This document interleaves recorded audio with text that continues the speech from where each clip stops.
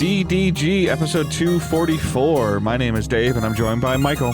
Dave, we're a week away from the Nintendo Switch 2. Are you excited? Are you feeling it? Does it feel like a new console is about to be announced? I have a feeling I know the answer, and the answer is going to be no. No, the answer is no. But at the same time, I'm more excited for what I'm always excited for with Nintendo. I'm just more excited for the software.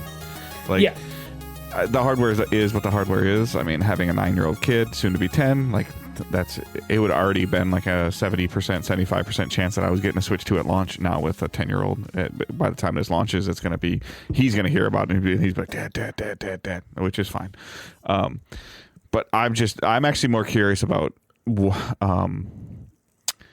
what little thing, because Nintendo always kind of pulls something, even minor. Like what is it going to be? What is the amiibo for this? Yeah.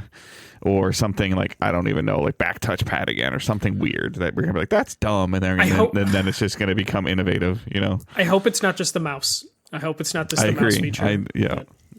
And then whether we already know there's gonna be remasters, so what is gonna be remastered, and the thing that Nintendo mostly does very, very well, 90% of the time.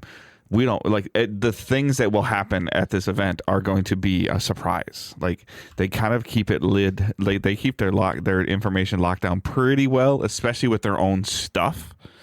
As sometimes we see leaked PlayStation Direct and it's 70% accurate. There's a couple things that aren't on there, but I haven't seen anything about a leak yet or nothing. GDC just happened. We'll talk more Nintendo later. We're jumping the gun a little bit by the question, but GDC just happened and nothing came out of it. So that kind of actually has me even a little bit more excited, just because there's being so quiet, and we thought for sure we would have heard something about how it functions, what it can do, even the stupid thing, does it run 60 frames? Who cares? I care, Dave. But the other thing too for me, and you don't care because not video game wise, but and they're playing against the Dodgers, which is going to be awful anyways, but regular season baseball starts on Thursday. Yes. Tigers play the Dodgers, national television, in LA. So it's one of the first times the Tigers have played a warm game in March or April in a long, long time. Being, usually it's Chicago or Cleveland or Minnesota. So I haven't bought a baseball jersey in a really long time. Yeah. They put the advertisers now on the jersey, right? Because they have patches for advertisers now. That's a good question. Because did you see the Mariners jerseys this year? Yeah, Switch 2, yeah. Which I'm kind of tempted, even though I don't think the Mariners have anyone I would want a jersey of. But well, you could still get your hand on a Griffey jersey just by default. If they sell a Griffey with the Nintendo Switch logo on it, I will buy that. They have some cool City Connects too. They do, but specifically that Nintendo Switch patch. Yeah. But I think it'll be on there, but I'm not sure. I'm looking at just quickly while you're. No, I didn't want to go here. Okay. Because I know basketball will have the. I know actually I don't even. I think it just has the Nike logo. It doesn't have the basketball whoever's advertising on the jersey. Orlando has Disney. I forget who does the Bulls. It used to be Motorola, but I don't know who the advertiser is now. The Dodgers jersey, because that's just Ohtani comes up first, on MLB Shop. I don't know if the Dodgers actually have a. So a Terrence Skubal jersey, Cy Young Award, winning pitcher. I don't see the Meyer logo on it, and I believe Meyer is a sponsor of the Tigers. Okay. Let me. I also asked because I'm just wait, do the ads pop up in MLB The Show on the jerseys? Because they do in NBA 2K whatever. They do have the sponsors on their jerseys. So I'm I didn't realize that Ichiro and Randy Johnson were the same number until just now in Seattle. So. It's kind of fucked up. Think about it. But I guess he was Randy Johnson. I kind of associate with the Diamondbacks more. Yeah, Diamondbacks, Astros sometimes. Yeah, I don't see. I mean, I'm seeing some Mariners jerseys because I'm an inherent Griffey is my favorite player of all time. Same. Growing up, him and Frank Thomas. Yeah, so but no, I do not see the Switch 2 logo or the logos. They just announced it today, so we might have to wait till opening day. I mean, yeah.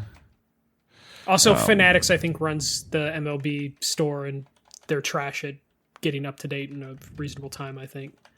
Mm-hmm. But I'm pretty excited. I mean, the Tigers are still kind of injured prone right now. The White Sox, I think they just announced a sixth pitcher getting Tommy John surgery this season. So it's like, ooh, we're not even like 2 weeks into spring training, and we got 6 Tommy John surgeries. For those of you that root for the teams with jersey ads have been selling jerseys in stadium or online, your team with the sponsor, or would they not add that for you? Yeah, as the Giants just announced their sponsor, I really hope it's not on merchandise. I know NBA jerseys. NBA jerseys have it. Yeah. I just think it'd be. Remember her? I'm looking forward. It'd be really cool. I could also see them doing it, like if they can, but. It's an ugly logo that they're putting on there. I mean, the classic Nintendo one looks fine. The big red box, the big red box with like the S2 or whatever. So. That looks like shit. So. But yeah, I don't know. Either way, Dave, introduce the show. We're rambling about baseball. All right, so we are Digital Days Gaming. We are a weekly podcast that posts Thursday, 6 a.m. Eastern Time on podcast services, Spotify, Apple Podcast, Google Play, YouTube RSS feed. We're live on Twitch. We're live on YouTube, twitch.tv/Digital Days Gaming, youtube.com/Digital Days Gaming. Everything else is linked in the show notes. Please consider checking your subscription to us on Twitch. If you have Amazon Prime, you can link it with Twitch and you get Prime Gaming. That subscription is free, and it initially just nets us like $4. $3.50 probably. So that is something that is a benefit to you as a Prime user. It does not auto renew, so please consider checking that out. Other than that, following us on Twitch is free. Subscribing to us on YouTube is free, and you can subscribe to the RSS feed on YouTube, where you can have it post and let you know. You can listen on through YouTube without having to look at the image, or you can look at the past broadcast, or you can go to Twitch and look at the past broadcast. Although they're doing something with their VODs that I keep getting emails about, and I just don't care.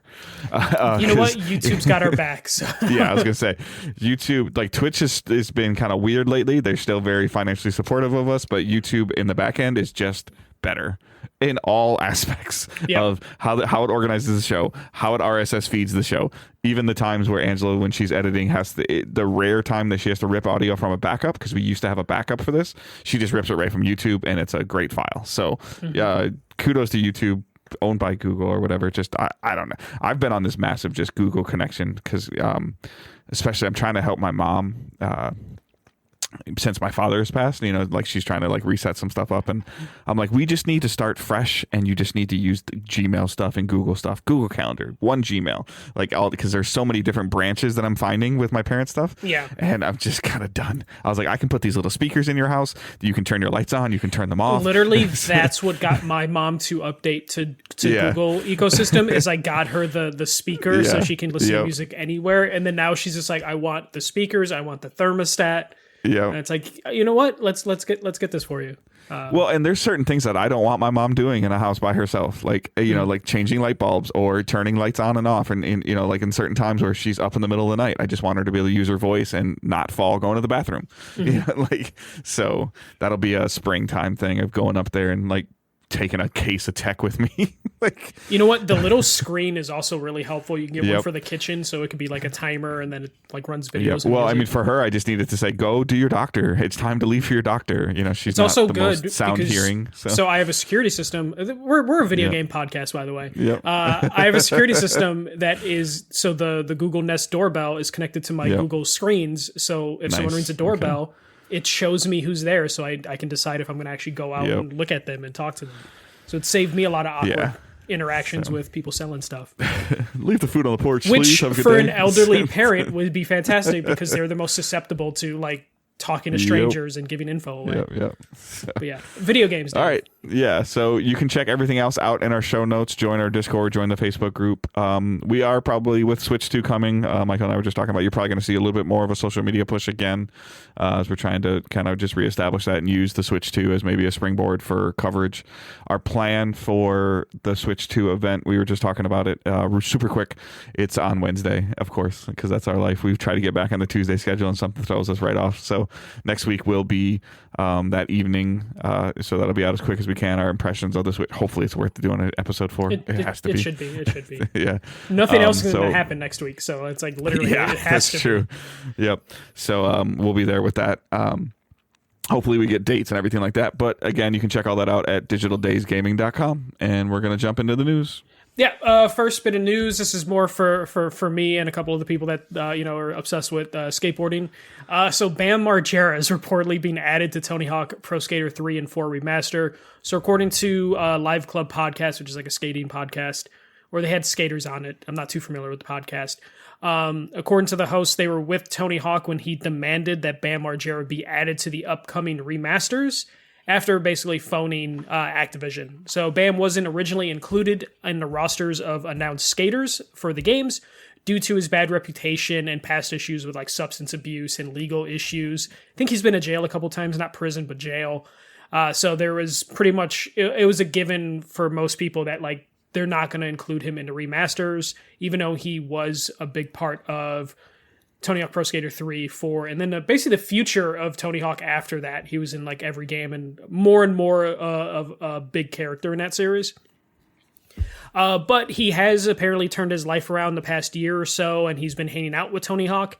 So once the news basically got to Tony Hawk of the backlash from fans, he called Activision. They apparently told him, we can't do it. The game is done. And then Tony Hawk was just like, no, you are going to do it. And then they flew out Bam Margera for facial scans and doing whatever they have to do to get him in the game.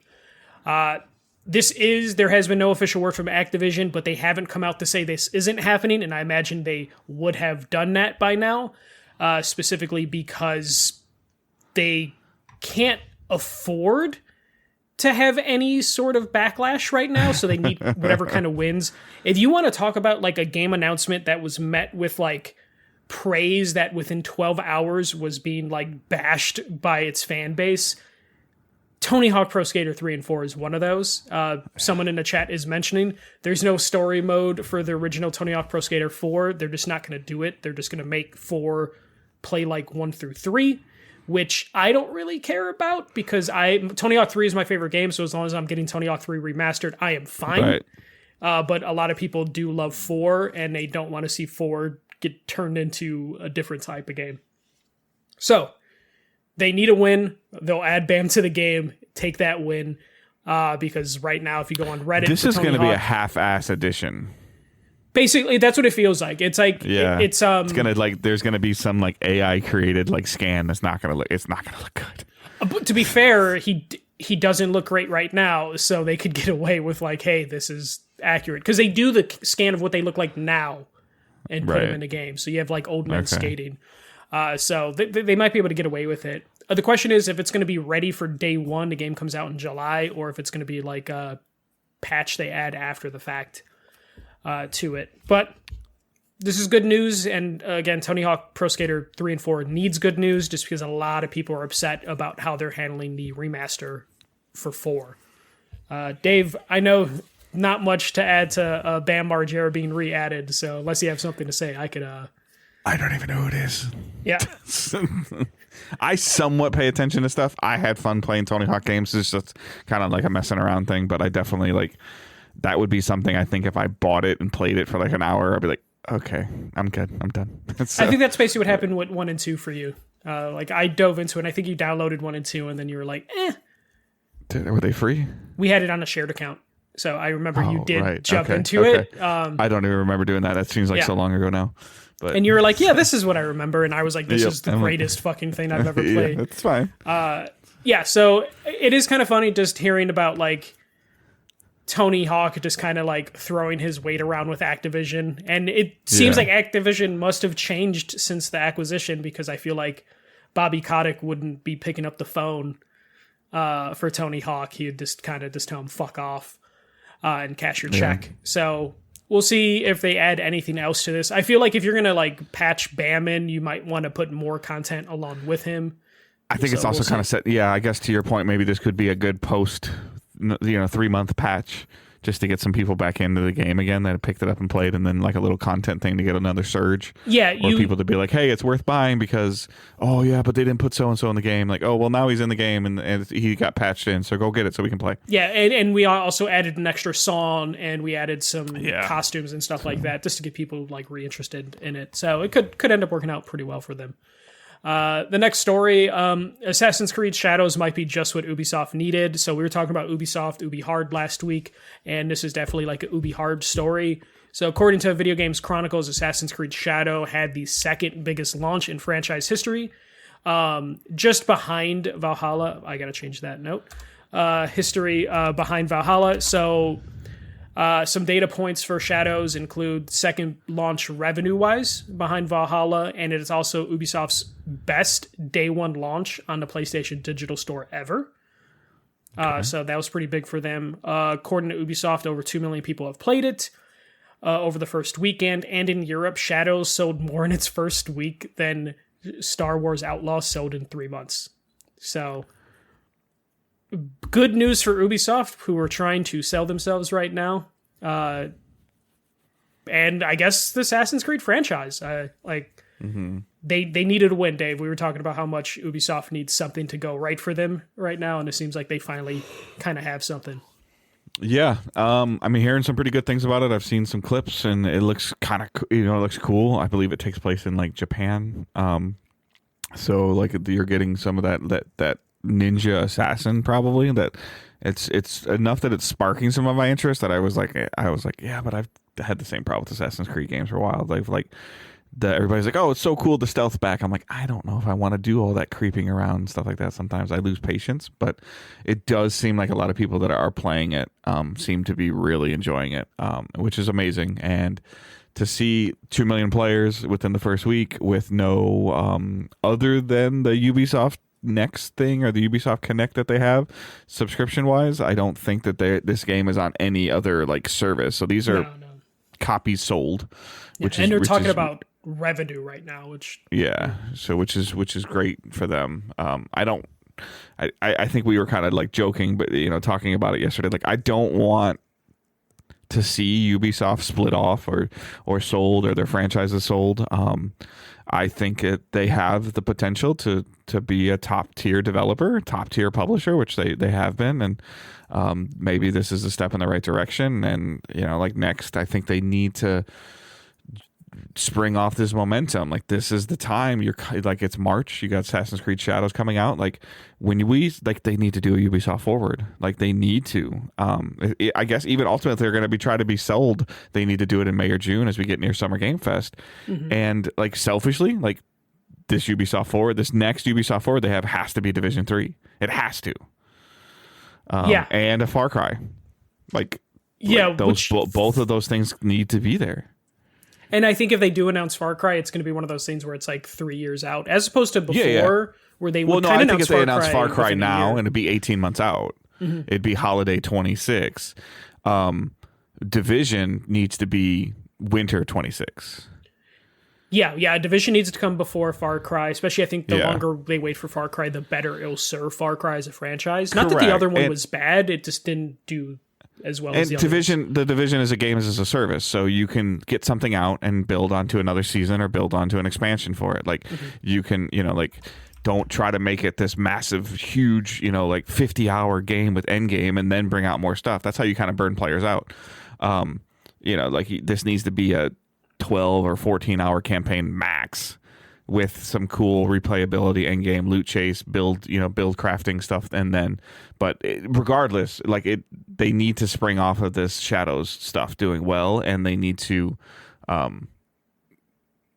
speak. Like they need to talk about the next 18 months. We used to hear about their quarter earnings. Like it was like one of the things that we would always talk about. Like, oh, this was delayed, this did great, and now they're just quiet, and they're just super super quiet, and it's kind of disturbing.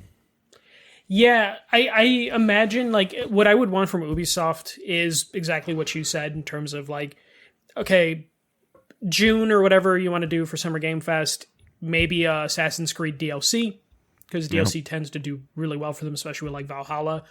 You need to go, here's our next Far Cry, here's what we're doing with Rainbow Six, which I think they've already kind of started to do. But what they need to not do is announce new franchises. And I know that goes against everything we usually say of just like we need new franchises, but Ubisoft as a company has shown that they are incapable of doing new franchises. Correct. Like they can't afford to announce 3 FPS games that are just going to bomb and then get, crushed, deleted off the face of the earth. And to be fair, they've tried. Like they tried, which is why the they free to play, the Pandora, Pandora. The Pandora game, which wasn't even arguably a new franchise, but it was new to video gaming. And then, you know, like the Outlaws thing, like it's like obviously like Outlaws has done okay, but like then the stat that you show is that in 2 weeks it beats out 3 months. Again, I don't know how much Europe is necessarily as a Star Wars junkie as the United States would be, because I don't know a ton about Europe in general personally, but I didn't really remember hearing anything like nobody thought Outlaws was a bad game, but nobody thought it was a great game. So they've done Outlaws, they've done Pandora, they've done, you know, but at the same time, like For Honor, Rainbow Six, some of their other games that, you know, Brawlhalla is, you know, still does decently, although that's lost some traction in the last year or two. Yeah. You know, but like they need to just keep using Tom Clancy, and they need to just keep using Far Cry. I mean, because even though Far Cry is not a new franchise name, it usually, other than gameplay wise, it's very similar. It's a first person shooter. Your character's typically muted for the most part. Mm-hmm. But you could argue that those are very, for the most part, completely different environments, completely different villains. They're part of the same franchise. It's a Far Cry game, but they're not interconnected at all. They're pretty standalone. Yeah, so I think that they just need to kind of stick with, right now, they need to stick with what's working, because they tried the Prince of Persia stuff. They tried, to your point, the Battle Royale stuff, and it just wasn't grabbing for any. They were going to, like, there was a free-to-play Division game in development. We've heard it's been canned, you know. Like, yeah, I mean, since 2020, I'm just going through their stuff. Hyper Scrape came and went. Escape, yeah. Yeah. Watch Dogs Allegiance, which actually was decent, and I've started to see people go back and go like, hey, this was actually pretty good, but it still kind of just came and went with, you know, not much fanfare. Immortals seemed like it was going to do well, but then they just kind of gave up on it. Writers, blast playing it. Yeah. You should still play it. You can get it for like $10. Play it. Riders Republic, which was a cool idea for like an open world racing sort of thing. That just kind of came and went. Then we have Roller Champions. Remember that, Dave? Yeah. Which looked cool, but then this kind of failed. There's a bunch of just random stuff. The Crew had like 3 Crew games come out, and then they all kind of just disappeared. Well. Yeah, they did but killed the servers. You know. Yeah. Skull and Bones, X Defiant. Like they've had stuff that just kind of came and went, and it shows that they're just kind of incapable of kind of doing new things, and they were able to do that at one point, manage multiple new things, but I think they just kind of spread themselves too thin, tried to get like that Fortnite money, that like Rocket League money in some instances, and it just didn't work out for them, and now they need to be back to basics, which is why they want to spin off the company into like this new thing. They just got too, like, even with Skull and Bones, they just got too ambitious. Everybody just wanted ship combat from Black Flag. That's what they wanted. They just wanted a game that was ship combat from Black Flag. And they are like, oh, well, we can do that and this, and this, and this, and this. Kept delaying it. And what you and I played at E3 at one of those Ubisoft events was ship combat from Black Flag. Yeah. With like classes. Like, oh, you're a slower ship, but a bigger, you know. If I remember, classes of ship. Yeah. We never got off the boat in any of those demos. Correct. Like, we did not. We weren't collecting pieces of wood and like, you know, crafting a ship. It was your boat versus my boat. Let's see who wins. No, and that would have been fine as a $40 game in 2016 or 2018. And then they were like, no, let's do a full-priced live service game. Go. Didn't work out. So now Ubisoft is having to do this. I'm sure once they get spun off and then we get the new Ubisoft company, then they're going to be like, Shadows actually underperformed, but at least they're able to pump out that Shadows is doing well now. Yeah. And just hopefully it just wasn't too expensive, but I'm sure it was super expensive to run. Kind of do another Mario Rabbids thing. I think they should be able to, though the person left Ubisoft that was like the head of those games. Not that they can't do it without them. But that would be a Switch 2 announcement, by the way. Yes. I don't think that would be a Ubi announcement. It would be in partnership with Ubisoft or something like that. And then Ubisoft would be able to piggyback on it. But Nintendo gets the shine for that one first. Yeah, and it would be one of those things where if there's a Mario game for launch for Switch 2, then Rabbids waits till like next year. Yeah, that's true. But yeah, well, we'll see. We'll see what happens with Ubisoft when they get sold at some point or whatever they're trying to do. I don't want them to be sold. I don't either, especially this way, like this weird spinoff. It's like when your favorite show is ending, your favorite like sitcom is ending, and they're like, oh, there's a potential spinoff. You're like, and no. I don't want it. No one wants to spin off. No one wants to spin off. All right, next story. Indiana Jones got its PS5 release date. It is launching April 17th, both digitally and physically. There's going to be like $69 version, $99 version, collector's edition, all that stuff. I just kind of put it in here just because now we have a release date for Indiana Jones, which means it's probably going to sell pretty damn well on PlayStation. And then people are going to make jokes that it sold well, and Microsoft's just going to cash checks at that point and be like, we won either way. So get ready for that discourse. I'm surprised we are getting physical copies, at least day one. But apparently we are. Even though I played it on Game Pass, kind of want to play it on PS5 for whatever reasons. I still like trophies more than achievements. But yeah, April 17th, which means we finally got something new to play on PlayStation, because PlayStation's feeling kind of late right now in this first half of the year. They did kind of a funny ad, though, with Nolan North and Troy Baker for the announcement. Yeah.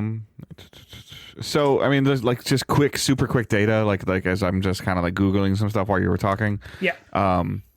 Potentially 4 million players playing Indiana Jones. Hard to judge what that was because of Game Pass. Obviously, the game was the second best-selling game for the week it launched in the U.S. Again, weird statistic because it came out in December. Yeah. It wasn't going against anything else. I'm not saying any of that.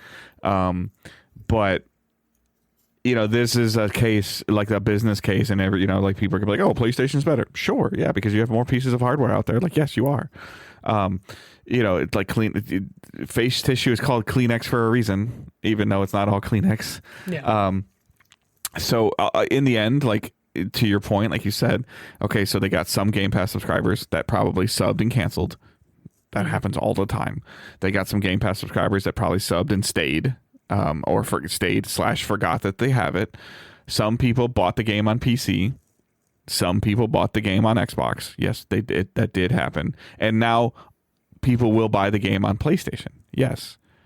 All of that means that any of those avenues that I just indicated is revenue for Xbox, for Microsoft Gaming, or whatever you want to call it. Yeah. So none of this is bad. None of it's bad. And PlayStation, it's a decent game. Like, it wasn't as good as an Uncharted, but it was decent. So yeah, PlayStation players will get it. They'll buy it. My favorite part is you'll have people that will buy it and then laugh at Microsoft, and it's cute when that happens, because it's like, you still gave them money. Like, if you really hate Xbox, you don't buy this game. Like, that's simple as that. But it doesn't work like that sometimes. But we'll see how it does. It'll probably hit the NPDs. Like, if it was able to get like number 2 for the month of December or whatever you had said earlier, it'll probably hit like top 10, top 20 in the month of April when it comes out, because it will be on honestly a superior platform of PlayStation that has like a proper base, like a large fan base that actually do purchase $70 games. Willingly purchase $70 games. So we'll see how it ends up doing in the long run. There's not, I mean, just quickly, this is Steam. Like, I was trying to find something. I don't see, like, there's The Last of Us Part 2 remaster coming in, and I'm looking at April, like what it would be competing against in April. Nothing. That's what I was saying. There's like really nothing, especially if you look at Expedition 33, but that's that's got some Game Pass legs with it.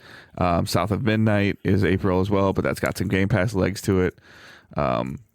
So yeah, Expedition I'm not seeing, is the thing that will probably a calendar. That's why. Okay. Expedition will probably be number 1 for that month. I'm not saying Indiana Jones is going to do like top 3 or anything, but the Expedition's 10. Early access is getting great vibes right now. Yeah, so and when console players get to jump into it, it'll probably shoot the number 1. Expedition has the opportunity to be this year's Baldur's Gate. I don't think it's going to quite hit that, but it could get close in terms of like fanfare for that game, because it's doing really well. Koira, Koira. Okay. Is the Last of Us Part 2, Detective Dotson, Tetris Grandmaster. Yeah, there's South of Midnight, April 8th. The Talos Principle Reawakened. There's not I'm not seeing oh my gosh, like I'm not seeing anything that's jumping out to me as a must play game in April. No, and that's why it's a perfect release for them. May is a little bit more of a challenge, so this will have like 1 month of just like, hey, here's a big push. Because I mean, like right off the bat, in May you get Doom: The Dark Ages, Microsoft game. I mean, like the cadence that we've been asking for is kind of crazy.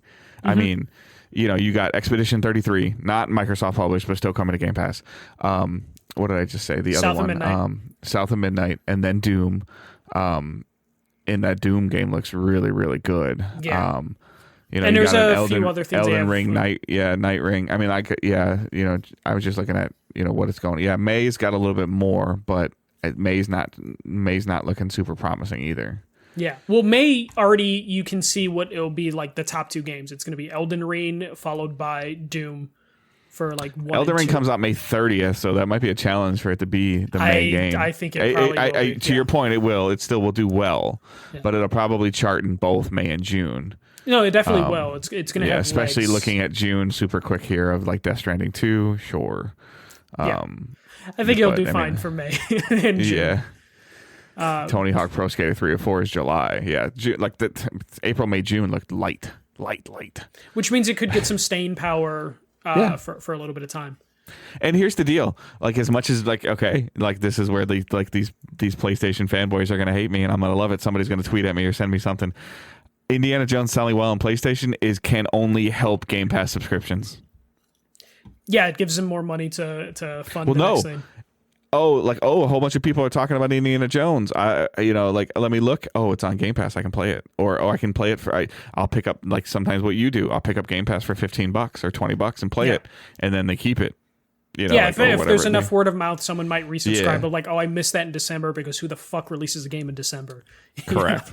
So. There's probably a good amount of people because there's 30 million. I bought my thing. I bought Xbox. I bought an Xbox One or a PS5 because I know GTA is coming. I need something to justify my purchase until GTA. Like, okay. It'll fit. It'll fit in there.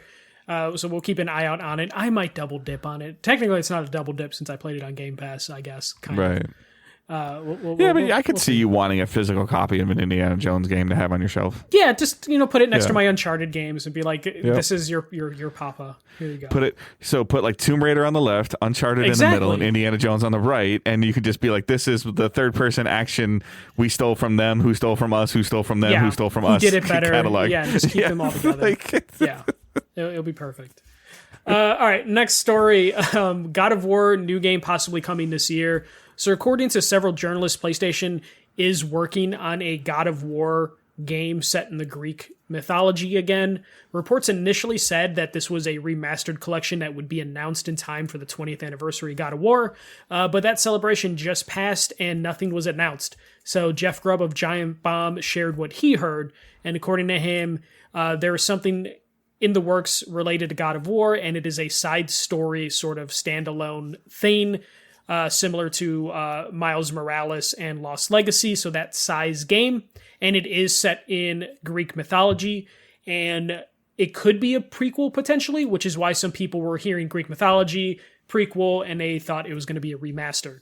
Apparently, this might be an initiative at PlayStation to do shorter games in between their big releases, because even they have noticed that there is huge gaps between their like launches, and they might be looking at Miles Morales and Uncharted Lost Legacy as the solution to that, and it'll give some of their smaller studios stuff to do in the meantime. So Dave, first thing, God of War prequel, God of War anything Greek mythology, does that interest you?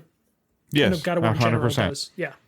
Just the combat, both either PS3 God of War combat or PS4, PS5 God of War combat, like Kratos Atreus combat, or even the asymmetrical, whatever you want to call it, combat of the first PSP, couple trilogy. 100%. A shorter game, Miles Morales style, Uncharted style size, Uncharted Lost Legacy, 100%. Sign me up. My only concern is if this is not Santa Monica, I'm hesitant. Yeah, I would hope it's like a co-op sort of, not a co-op game, but like co-developed, I mean. with Santa Monica providing story and some of the gameplay stuff. And then I don't care what other Greek Kratos story they can tell. I just want to cut stuff. I want to cut things up and poke eyes out. And I think you can get another studio to make the combat, and it's not going to be an issue. Agreed. But you need the story to make sense, especially if you're going back to the Greek mythology, or if it's a prequel. If you make a prequel, there's already 3 games, and then the 2 PSP games were prequels. So doing another prequel could be tricky unless you have Santa Monica being like, okay, how do we tie a prequel into what is happening in the current Kratos timeline? I think it'd be really cool to do a game where he meets his wife. That could be cool. And hope in the PSP games, I forget the PSP games storylines. Or are you talking about no, his second wife? His second wife. Okay, the one he didn't kill. Yeah. Yes. I was just like, I guess you could do a mini game where you kill your wife and daughter, but like that'd be weird. Yeah. Which they might have done in the PSP games. Fuck, it's been so long since I played the PSP games. But yeah, I'm all on board for like a shorter like experience, just because I also like having things to play frequently, which is why we were praising Xbox for like their release cadence the last 6 months. And PlayStation, as much as I love the gigantic Spider-Man 2, Uncharted 4, God of War Ragnarok sort of thing, I don't like waiting 4 to 6 years for some of this stuff. Yeah. I haven't played any of them, but off the top of my head, Indiana Jones, Avowed, South of Midnight, Doom. Yeah. Like that's on top of Christmas. the third-party stuff that they're adding as well to Game Pass. But first-party Microsoft. That's a good cadence, and PlayStation used to do that cadence. I always talk about 2018, where they released Detroit Spider-Man, Days Gone, and something else. And I want them to get back to that cadence. God of War. God of War. God of War. Like, I want them to get back to that release schedule, and I know it's kind of impossible where budgets are. So if you tell me, hey, we're going to release these like in between games that are going to be like 6 to 10 hours or 6 to 15 hours, I'm like, sign me up. And those will probably become my favorite in the franchise because I don't like 30-hour games anymore. It's just terrifying me. It's scaring me about Shadows, Assassin's Creed Shadows. Like, it looks fun, but I don't have 20 hours, 25 hours to give to a game. But it at least isn't having a hard enough time playing Split Fiction right now. But at least it isn't what Valhalla was, where it was like, here's a 100, 200-hour game. Yeah. And it wasn't as short as Mirage, which I guess was too short for some people. Yeah. But yeah, no, I do love how like a bunch of outlets did just like come out and are like, actually, it isn't the remastered that we've been reporting. They just wanted one person to like detail it enough, and then everyone corroborates like what that story is. Yeah. But yeah, I guess we will see this. I would imagine this is like a Summer Game Fest announcement, because I don't think we're getting any like official state of plays this summer.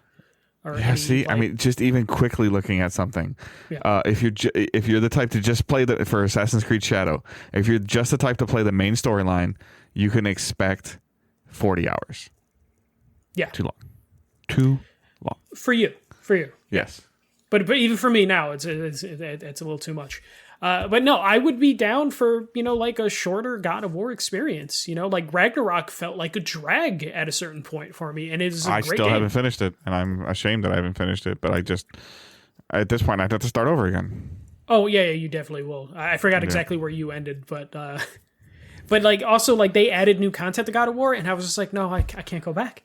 Yeah, and it was mostly the combat stuff, but I come to God of War for the story, and give me more story in shorter chunks. It's a shame if this is real, that they couldn't announce it for the 20th anniversary that just passed. It just seemed they announced like, hey, we're doing a big week celebration, and for the most part it was just like, hey, did you know we did this trick to get it developed on the PS2 and the PSP? And it was like, oh, okay, cool. There is like a cool like vinyl record collection, but it's like $200, I think. I can't justify that. I bought a house. I can't do that. Mm-hmm. And I don't love God of War that much. But I saved $800 this month by not winning sneaker draws. Good for you. I just bought $35 worth of PS2 manuals. I missed out on like 3 sneaker drops in this month. I don't have the box, but I literally was on Whatnot, and I bought like a lot of PS2 manuals because there's 2 manuals in that lot that I wanted. So now you have a problem.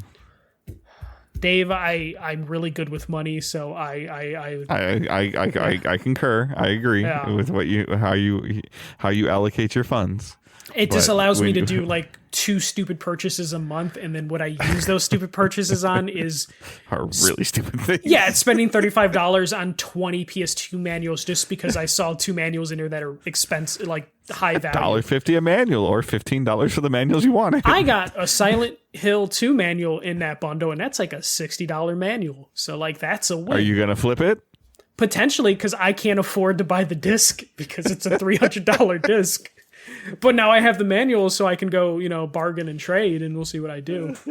Just walking around a game convention. Who wants a Silent Hill? Honestly, I could go to Midwest Gaming Classic, which is like 2 hours away from me, and then probably flip that for like something I want. Just put it in a hard plastic case, like to make it look important. Put a little hologram on the bottom corner. You should see the amount of plastic cases that I have for all the stuff that I buy. It's kind of ridiculous. I'm sure someone has like a fancy like acrylic case I could put this in. Oh, Palmer probably has acrylic cases for manuals or pages. Probably. I'll ask him. I though I have a pretty good company for acrylic cases that I use. But yeah, Palmer's got a link for that. Most likely. But yeah, no. I would be interested to see what a God of War, to bring us back on track. I would be interested in what a Greek mythology Kratos looks like in 2025 with the current writing that we have, because I love the original God of War trilogy, but Kratos was the most edgelord fucking... Oh, the trophies that were given in that game for doing things in that game, and the animation of like pushing when I don't even know what they were called, the 6-axis controller at the time, like pushing both R3 and L3 in to like crush somebody's eyes. Just the writing, just the fact that there was like the sex mini games. Yeah. Like there's so many things in there that are kind of cringy to go back to, which is probably why they didn't do a remastered of the first 3 games, because they're just like, man, we just undo all this work we did to make Kratos like a humanized character.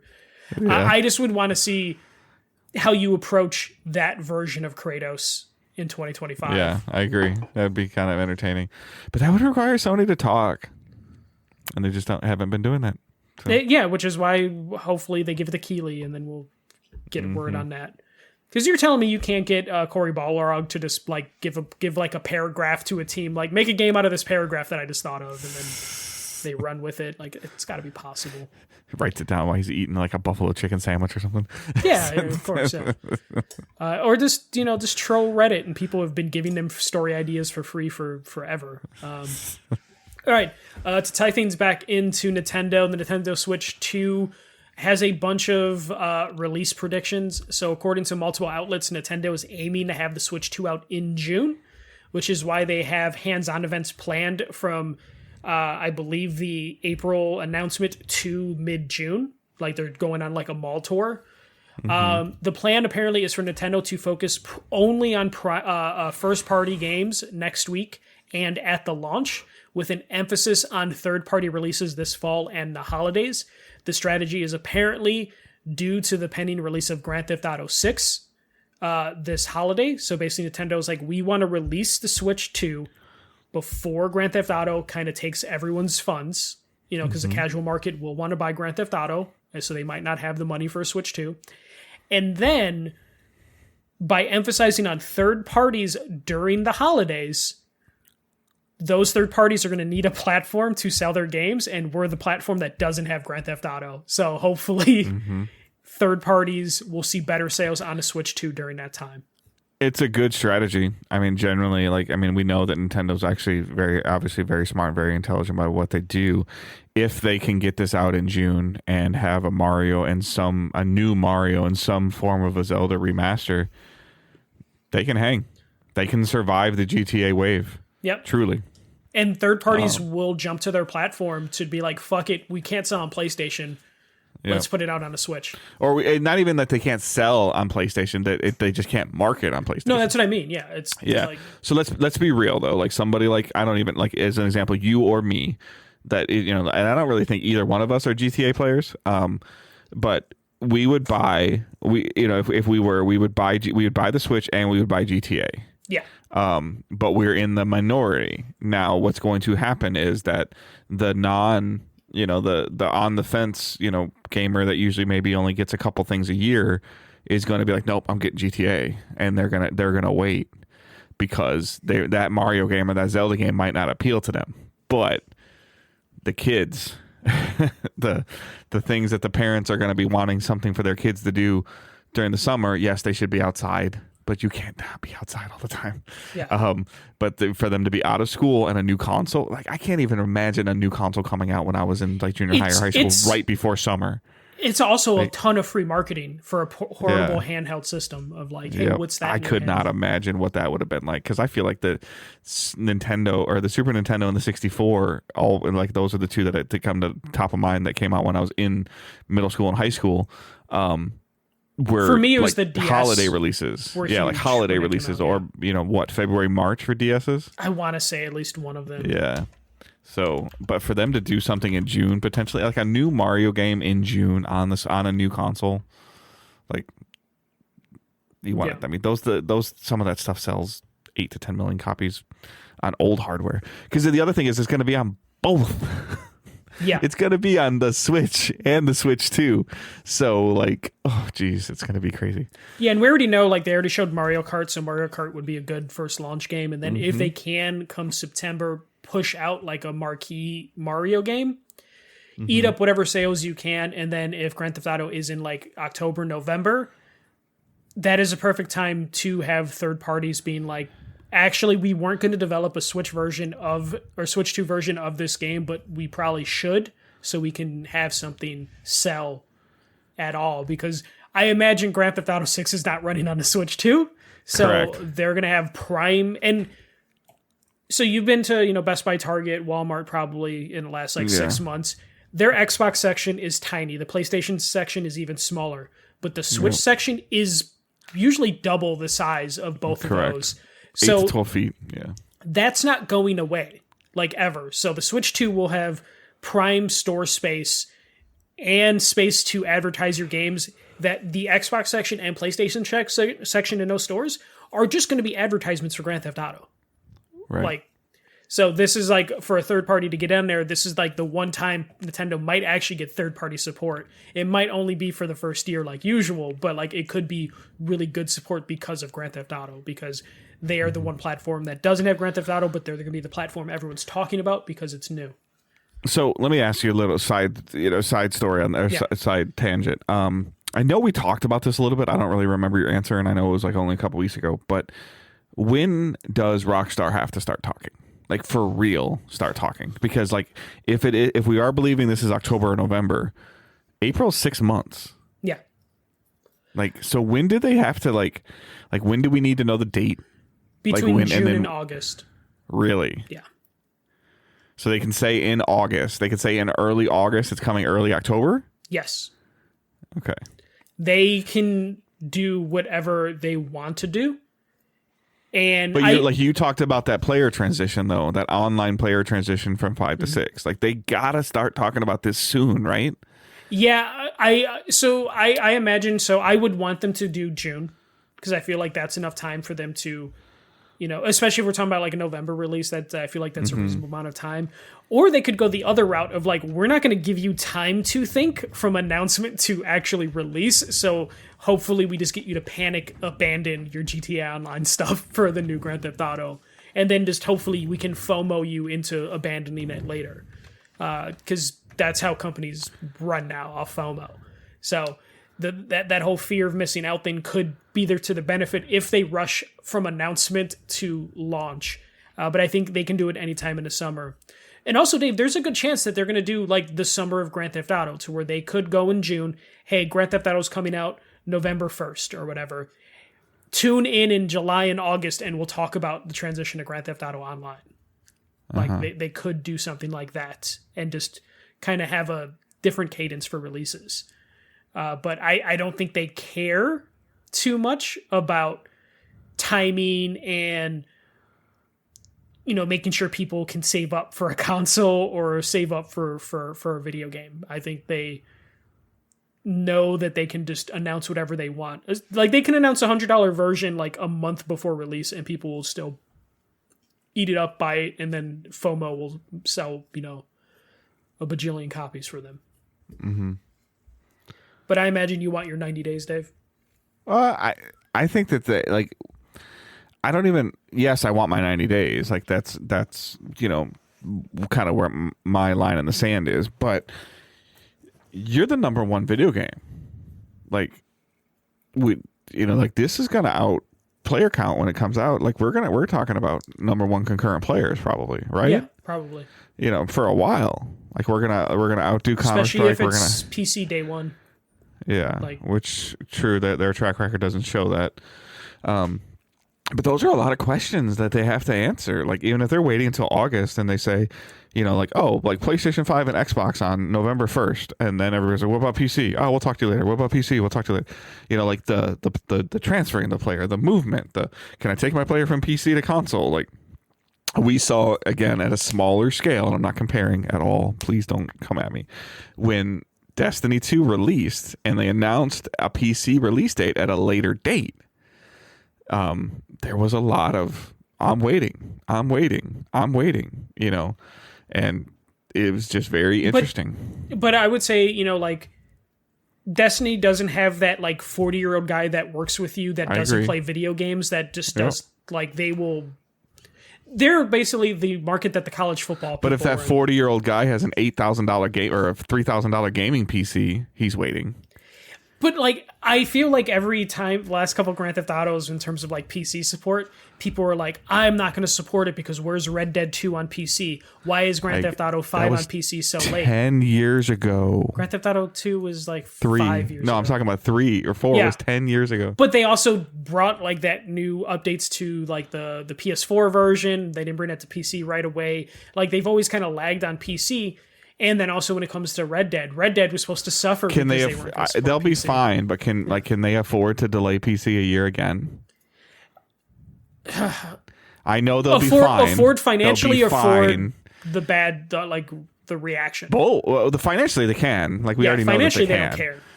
But the PR and the optics again.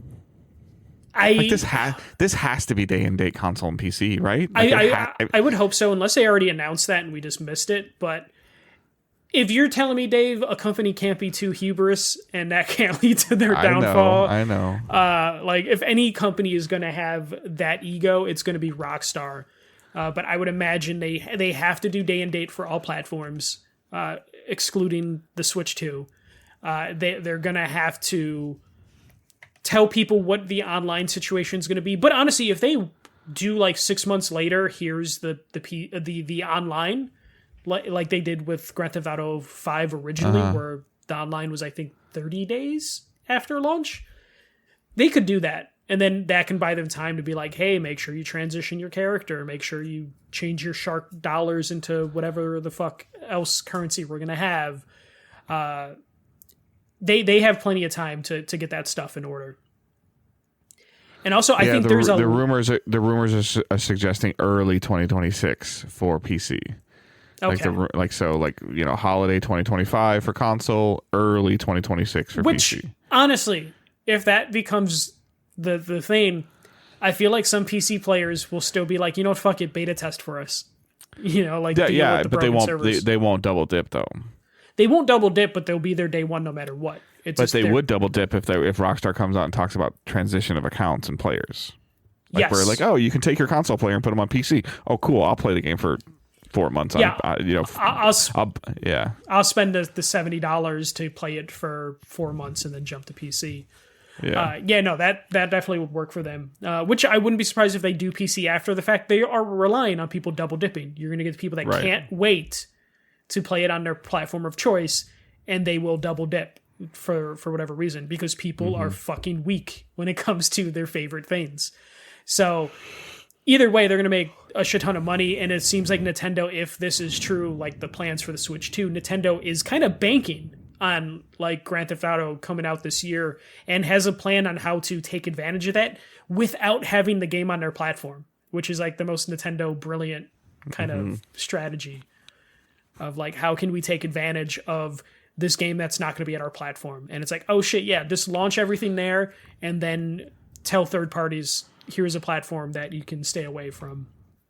Grand Theft Auto. And also families, that don't want their kids playing Grand Theft Auto will probably be like, fuck it, let's buy him a Switch 2, and I can at least delay the conversation. Mom, GTA comes out. Be quiet, we just bought you a Switch. Yeah, there's a new Mario game, and it's like, okay, like that could work for some people until it comes out on PC, and then they're just playing it wherever they want.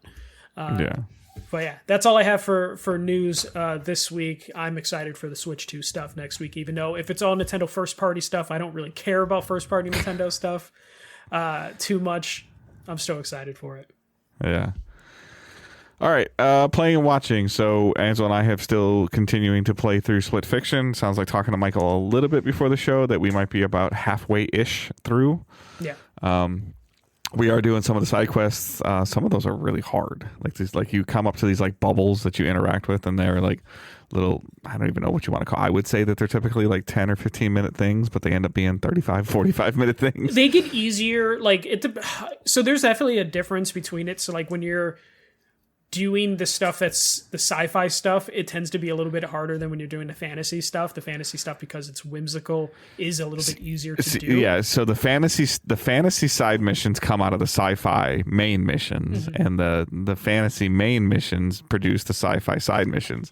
The sci-fi side missions are hard as shit. So they can be a little difficult, especially that game show one we were talking about. That one sucked. But yeah, no, there is a little bit of difference. I actually kind of like the fantasy stuff a little bit more, even though it's a little bit slowed down and not as action heavy. I mean, brief, super basic spoilers. Like some of the shape shifting stuff has been kind of fun. Like I'm not gonna I'm just kind of thoroughly impressed with the unique creativities for each. Nothing feels repetitive. No, not too much. You do see like them kind of cutting corners here and there for like what the game's doing for a split screen game in terms of like some of the backgrounds can be a little bland and stuff like that. Yeah. Which is not a problem, but it is interesting. That's just how my brain works. So I'm just like, oh, this does look beautiful, but it's generic enough that it's not taxing on the system. And I think that they've done a phenomenal job of building on what you learn as you progress through, because like I've been talking to Ansel, like, okay, you've been jumping like this all game, like keep jump dash, like like you learn new mechanics each world you go to, but you can still rely on the stuff you learned before, even if it's a completely different environment. But yeah, no, there's a lot of creative stuff. A lot of the fantasy stuff is pretty out there and cool. I'm hoping the sci-fi stuff changes up a little bit. Like I'm like 3/4 of the way through, and I feel like it hasn't changed up too much. The aesthetics have been pretty similar. Okay. As opposed to the fantasy stuff, there's just kind of way more going on there. I still think the main story is still poorly written, but like those individual characters with their dialogue is fantastic.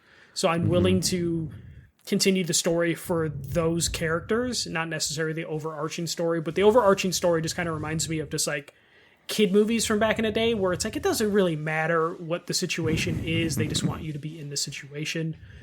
So yeah, Split Fiction, it's pretty good so far. My game of the year, even though it's not many games came out this year that I was interested in, but I wasn't expecting to be that into this because I wasn't a fan of the previous games. Yeah, I wonder if it's. I don't know. I haven't really asked Angela if it's intriguing her enough to attempt to go back to It Takes Two. So we'll have to see, because we started with that and then I think we got distracted or something like that. But yeah, for the most part, that's pretty much been it. I haven't really. We've been watching some of our just main stuff right now. I have been enjoying. I mean, like at least when I'm home. I've been enjoying over last weekend, like the March Madness, the basketball tournaments. Like, there's not a lot of big upsets right now, so like it's pretty bland. But just this is like really the only time I can watch college basketball because of so much with the transfer portal and players leaving and transferring schools, and like there's not really anybody that stays there very long. So like these brief little intermits, and it helps that local teams are doing well as well as teams like where like my daughter's fiance goes to school, like they're doing well. We're planning on going down to Kentucky this weekend to see Parker, my grandson. So I don't know in terms of like if I'll take anything down with me or not for that. I don't know if we're playing it this weekend or not. but I believe so. My daughter and her fiance, my daughter's fiance, he is very into. I don't even know what to call. He's very into big games, like board games, like he loves board games, and he also loves like the. I'm so sorry. He's fine. The big scale games. So I came home and there was this gigantic Tetris box in my kitchen. The tilting Tetris. Have you seen this, Michael? Yeah. That thing is $100. Yeah, board games are expensive, or just any no, but this is like this is like tabletop Tetris pieces that are bigger than my shoulders. Yeah. I don't know if we're playing that this weekend. So, but it's something for her wedding. Like I think they're gonna have some of these games at the wedding. Like they've done like huge Jenga blocks. Like he has this gigantic Jenga block set. Like these are like Jenga blocks as big as my arm. So you're kind of like playing stuff like that. And so I just was like, what on earth is that? And she's like, oh, it was da, da, da, da, da. And I'm like, I knew. So I don't know. I didn't realize how big it really was. It looks interesting to play. I've seen like TikToks or reels on it. It looks interesting to play, but I was just kind of fascinated by like the cost of some of that stuff. But I guess there's magnets in it and the tilting mechanisms. Like it's not hopefully it's not poor quality. So, you'll find out. Yeah. So, but yeah, I mean, that's kind of just been the most part for me, with a little bit of basketball, some stuff with my mom, and getting ready to take another 5-hour trip down to Kentucky. Yeah, for me, it's just been split fiction, not as much as I want. I'm about 3/4 of the way through based on some of the stuff that I looked up. Continuing with Marvel Rivals, just still doing quick play, not doing any comp really. I might do some comp after this, depending on if my energy's good. And then I realize I don't have any of the platinums for the Spyro Reignited trilogy, so going through that with Sarah, Sarah's got those games down to muscle memory because that was like her favorite franchise going up. So I've just been like handing her the controller and being like, let's see what your muscle memory can do. And like, it's just kind of fascinating to see like someone play a game that they had down to a science as a kid, and that those memories are still in there somewhere and like never left. So just kind of watching her basically get a platinum for me, which is kind of nice. But it's weird. So I don't know if it's like this for other games, but on the PS5 Spyro Reignited trilogy, if you look up the trophies on your system, it's broken, because it's 3 games. So it's under one, it's like Spyro, you click the icon and then it gives you 3 sets of trophies, that you can earn a platinum for. And anytime I click that icon, it only shows me the 3rd game. So then I have to like go to my profile, click into the specific game I'm looking for a couple times, and then I can see my trophies, but I can't look at my trophies from the game, if that makes sense. It's the PS5 just can't manage that for whatever reason. So I was having some problems where I was unlocking trophies, but I couldn't look up what trophies I unlocked because when I load that list, it was broken. So I would just have to wait for my profile to sync and then check the trophies on my phone. So it's just a weird thing I noticed. And I looked on Reddit. It seems like a lot of people are having issues with games that have multiple games in them. And that apparently the PS5 system just struggles to show you those trophies. So that's a little annoying thing. Basically just having to look at my phone to be like, okay, what trophies do we need next, sort of thing. Right. But yeah, for the most part, it's just been those 3 games. There's still a bunch of games that I'm trying to pick up through. Like I told you, I think last week, I'm just going to start going through my back catalog by shortest games and just kind of working my way up. So I'm going to be playing a lot of bad games because I have a lot of weird PS3 games that are just bad. I'm going to play Sega's Iron Man game from 2006 or 2008, and I still think I know you don't enjoy doing that, but this would be something I think would be entertaining for you to put on our Twitch channel or something. Maybe. Like I'm gonna play Bionic Commando. Like you remember the third person shooter. Even if you don't live stream, maybe if you just capture it and put it up like level by level and splice it. Maybe. Yeah. So. I gotta work on my graphics card. I haven't set that up on the new setup in the basement. And I wish I can stream some of that stuff. Maybe I'll be able to just stream from the console when I get to PS4 stuff. My PS3 stuff is kind of a pain. To stream that stuff. Does it have PS3 has an HDMI cable, right? It does, but I got to do it's a HDCP, so I have to put it through a splitter first, and then a splitter to the capture card. Okay. It's a lot more wires than I want to mess with, and I still have like the HD60 So like the one that only does like 720p, because that was the last time I streamed. Yeah, back in the day. You know what? It was just so much easier to hit the stream button on the PS4 and the Xbox. So my capture card on the PS5. Yeah, it's on the Xbox Series. Yeah, so like trying to hook up a capture card, I'm just like, why am I doing this? But yeah, says the guy that has the ability entirely in front of me currently right now to stream, and I don't do it either. So exactly, yeah, and I'm on a PC from 2018. It's got a 1060 graphics card, Dave. I don't even know what mine is anymore. I don't know. I think you need like a 20-something, 2080. GeoForce RTX or something. Yeah, but yeah, I need to get a whole new thing, but we'll get there eventually, Dave. Maybe I'll get back into that. My TV's all the way over there. My PC's over here. I got to get a 100-foot HDMI cable, or I don't know. Just making excuses now. I do have a 100-foot HDMI cable. Thinking about it, I bought it for reasons, but I can't remember why. But yeah, that's pretty much it for me, Dave. All right, so we're going to skip questions, partially because we didn't ask for them, and also we didn't get them sent, so please consider sending them, #AskDigitalDays. You can post them on Twitter. You can post them in the Discord. I'm sure we might have some. Let's get some Switch 2 questions going, or after you see the announcement, let's get some of those questions going on Tuesday or Wednesday so that we can see them on Wednesday evening when we record. So please consider sending those. And so next week will be probably in like an entire Nintendo podcast, if I have to guess. To Michael's point, news will be very light. On the heels of it being the day before April Fool's Day, or I'm sorry, the day after April Fool's Day is the Switch release. So if I thought anybody was going to try to get something out before the Switch release, they won't because it's April Fool's Day. Yeah. So yeah, there's definitely a lot going on with that, but. Other than that, like I said, everything else is linked in the show notes, digitaldaysgaming.com, or just click on see more on your podcast services, and you'll have links to the Discord, links to the Facebook, all that stuff are in our show notes. And I hope everyone has a great week and keep moving forward. Don't be a dick. See ya.